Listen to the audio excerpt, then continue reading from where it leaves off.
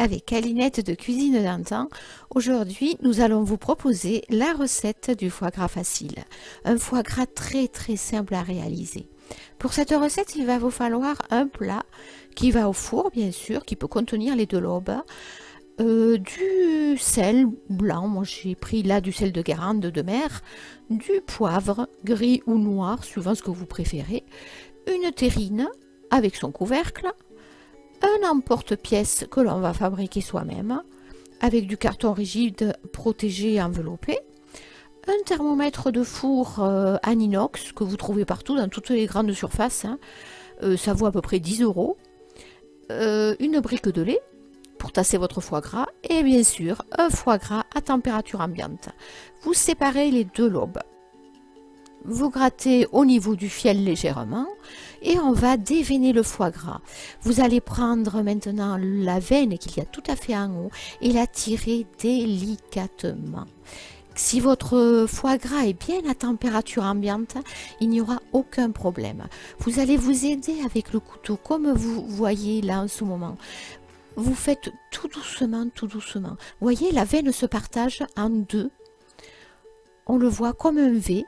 Et vous finissez de la tirer. Alors bien sûr, vous continuez tout doucement avec le reste des veines. Dans mon blog sur le foie gras, je vous explique qu'il n'y a aucune obligation de déveiner son foie gras. C'est une histoire de mode le déveinage. Si la veine, vous laissez votre foie gras entier, et si la veine vous dérange, vous allez la sortir quand vous couperez votre tranche. Vous le verrez presque à la fin de la vidéo quand je tranche le foie gras.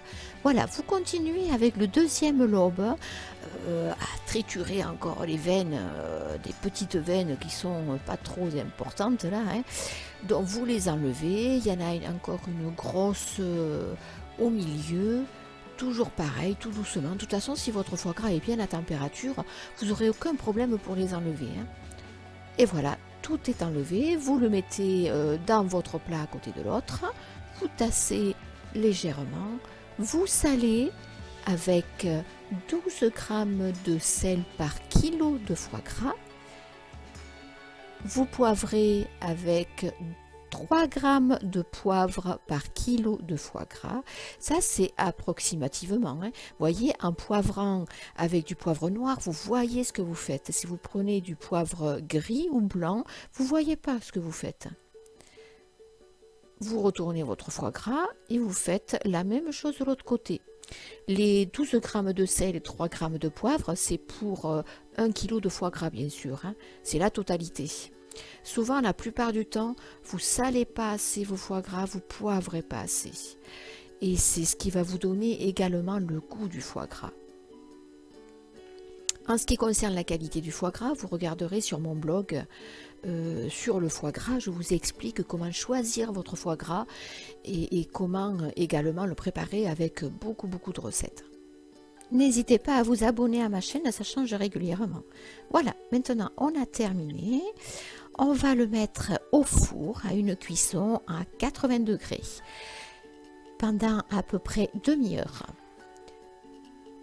Après la cuisson, on va le mettre encore au chaud, vous le versez dans la terrine entièrement et c'est là qu'on va mettre notre emporte-pièce que l'on a découpé à la taille de l'intérieur de la terrine, enveloppé dans du papier aluminium et recouvert de film alimentaire. Voilà, on le pose sur le dessus, délicatement, vous voyez, et le pack de lait qui va servir à tasser légèrement au réfrigérateur. Une fois que c'est froid, vous allez le soulever et on va gratter entièrement toute la graisse. Vous soulevez l'emporte-pièce que l'on a mis tout à l'heure. Vous enlevez également la graisse qu'il y a dessus. On la fait fondre doucement et on recouvre la terrine entièrement. Vous allez pouvoir conserver cette terrine comme cela avec la graisse pendant 3 semaines au réfrigérateur. Pour la consommer et surtout pour la démouler, vous allez, comme vous voyez dans la vidéo, soulever tout doucement, le décoller de chaque côté jusqu'à ce que vous arriviez à le soulever. Vous renversez délicatement, voilà.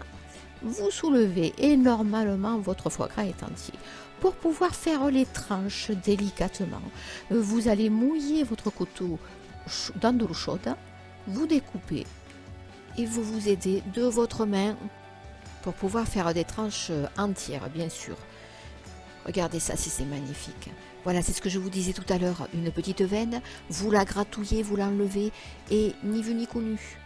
Vous présentez vos tranches et votre foie gras est fin, prêt à déguster. Et je vous donne rendez-vous pour une autre recette sur mon blog du foie gras. Très bonne cuisine à tous!